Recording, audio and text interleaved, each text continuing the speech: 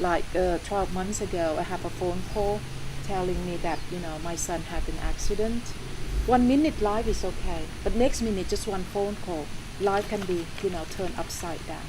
So when it turning upside down like this, it's all come down to your skill of how to bring your mental self back home, which whether you are skillful or not. If you are skillful, you can put the situation like this under control. You don't get panic. You breathe deeply. You use your beads. Can I borrow your beads, please?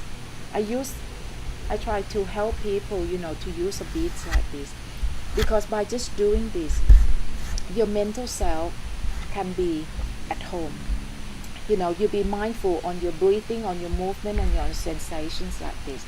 By doing this, you will be in control of your mind. Won't let your mind to be, rattled like this. Put a break on all the madness and come back in control. Putting the brakes.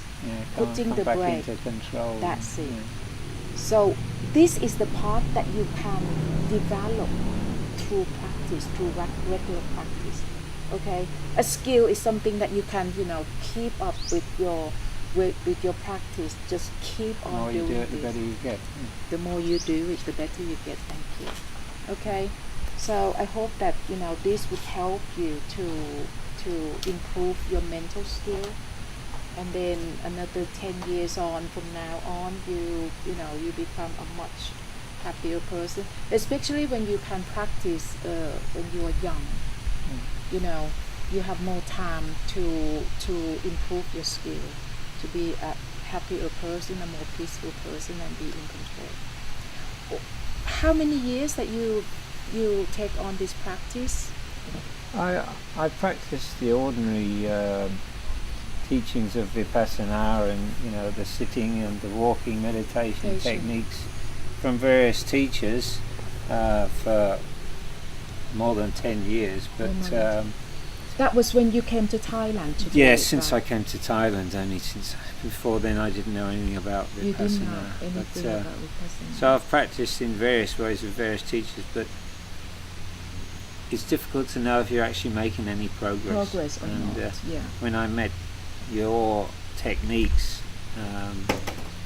which, as I've said, is simpler to understand and put things in a new way without all the Pali expressions and the monk's language and things, which even confuses Thais who've been grown up with the Buddhism, they still find it very hard. It helps you understand things and it's helped me a lot. That's why I cut away all these Buddhist Pali terminologies.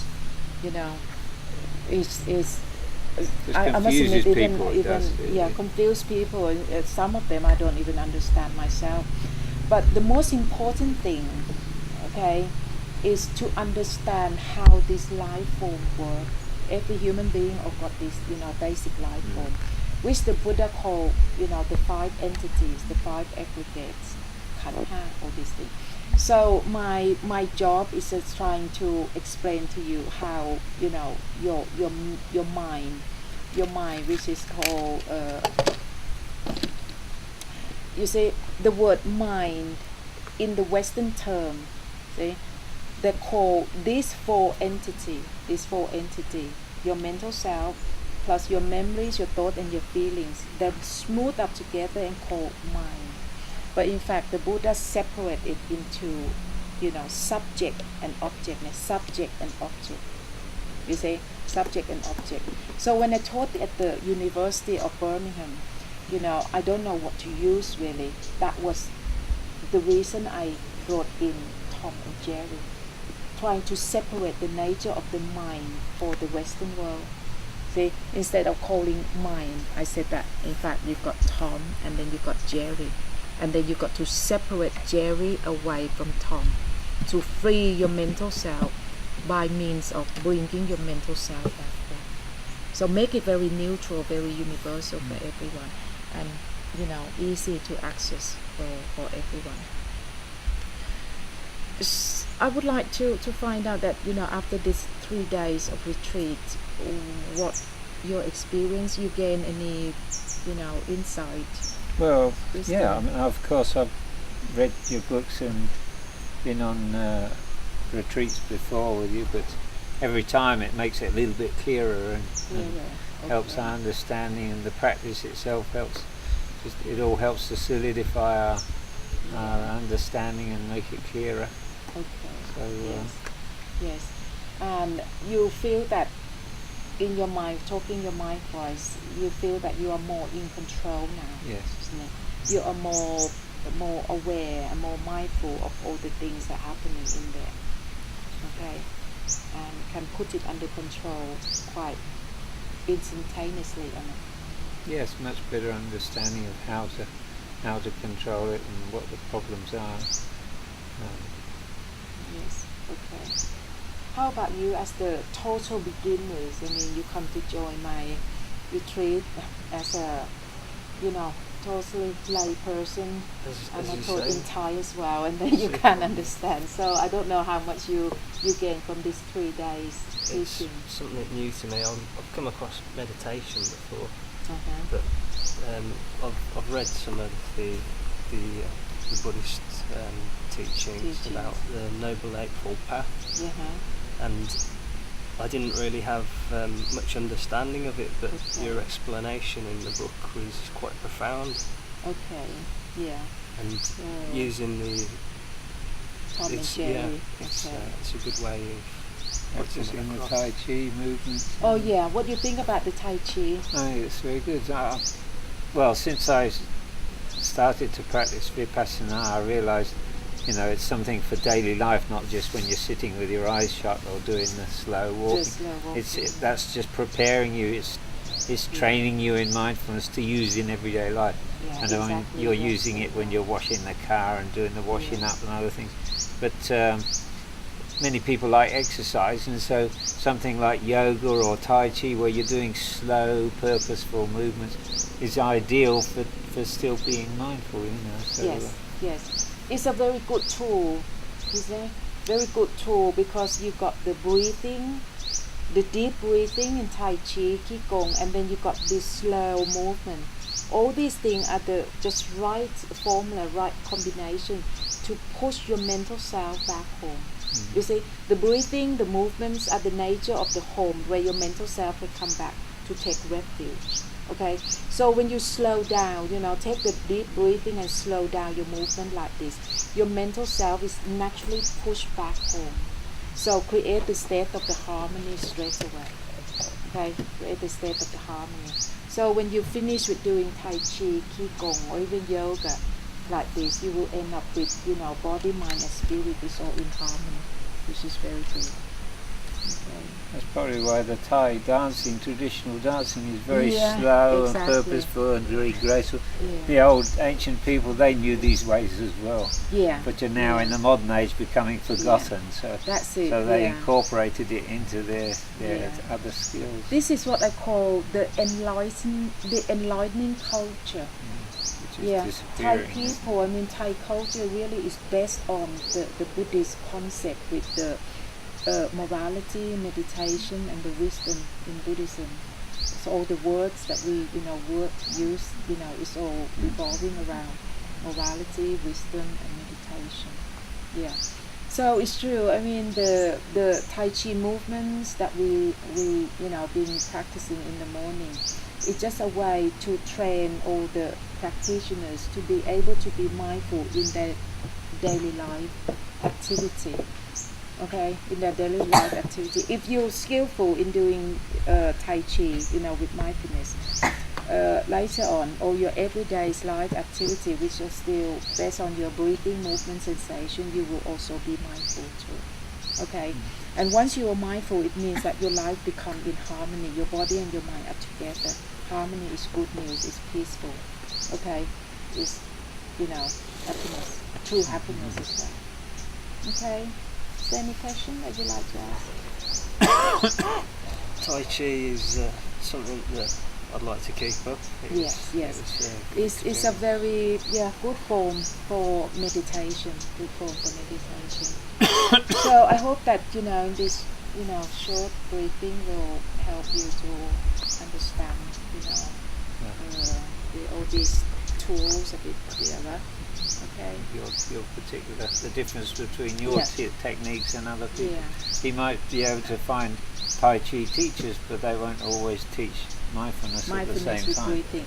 One very last thing that I'd like to make it clear to you. A lot of people, they think that they are not suffering. I have money, I have status, I have power in the society. I don't have any of these feelings at all. But I would like to explain to you that as for the non-practitioner who don't know anything about the end of suffering or the full foundation of mindfulness, or have no interest in Buddhism, in Buddhist practice, their life will be like this. Okay, there are 3 types of thought. Let's say the negative thought, the positive thought, which I call black jerry, okay, pink jerry, and white jerry or crystal clear jerry. There are different types of jerrys. Jerrys are the carrier of your problems. Carrier of your problems. Okay, this one, black jerry, you can understand easily that is the carrier of your problems. But how about pink jerry?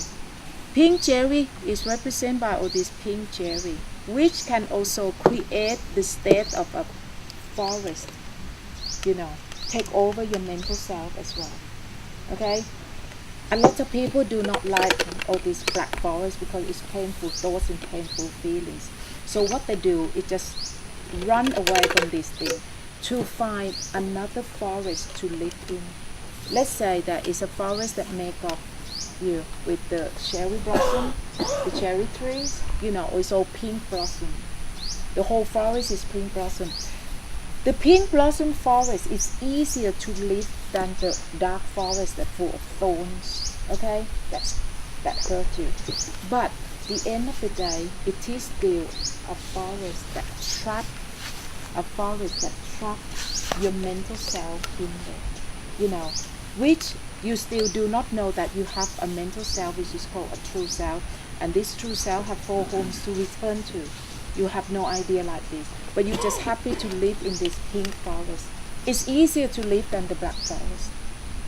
But all these things is all subject to change, because after a while, what happens? You get bored, right? You get bored of all the things that you have, and then you search for something else, and then while you get bored, this thing is not come back to take you over. Okay, so it's just changing from here to there like this. And there is another group of forests, another type of forest, which is a clear forest. This forest, this jerry, is made up of your intellectual knowledge. Your intellectual knowledge. Okay? All the book of the words that read. All the jerry talking in your head. They represent this one. This forest is also trapping your mental self, and get lost in there too. Knowledge isn't the same thing as wisdom. No, that's it. So these are the intellectual knowledge, these are the suffering, the pain, and these are all the pleasure. All the pleasure, all the pleasure, the pleasure, all pleasure the and ignorance. Gratification, isn't it? Yeah?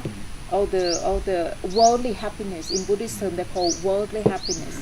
Okay, which are something that I call the black jerry, the pink jerry, and the white jerry. But all these jerry, they all interchange each other. In the end of the day, if you do not know that you have a true self, a mental self, and have 4 homes to come back to, your mental self is still being lost in all this type of forms. Okay? Unable to come home. So you haven't really liberated, even though you don't have pain. You understand? Even though you do not have pain, you do not have, suffering like this. But as long as you still trapped in this kind of 2 forests, you still have no real freedom.